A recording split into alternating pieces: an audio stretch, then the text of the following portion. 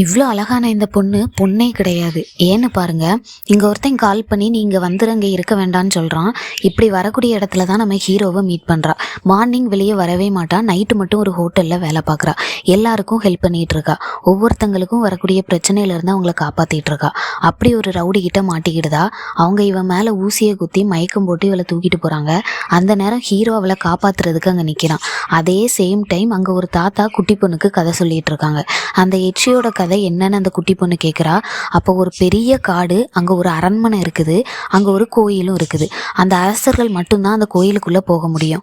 அங்கே வாழக்கூடிய பழங்குடி மக்கள் உள்ளே போக அனுமதி கிடையாது. அங்கே உள்ள குட்டி பிள்ளைங்க அதை எட்டி எட்டி பார்த்துட்டு அவங்க எல்லாரும் போனதுக்கப்புறம் அந்த கோயிலுக்குள்ளே போய் ஒரு முத்தை எடுத்துகிட்டு வந்து அந்த முத்தை இவங்களோட கோயிலுக்குள்ளே கொண்டு வச்சுருந்தாங்க. இது தெரிஞ்ச அரசன் அந்த மொத்த கோயிலையும் எரிச்சிட்டு அவங்க ஒவ்வொருத்தங்களையாக கொண்டுட்ருக்கான். அதில் கொஞ்சம் பேர் பயந்து ஒரு குகைக்குள்ளே மறைஞ்சிருக்காங்க.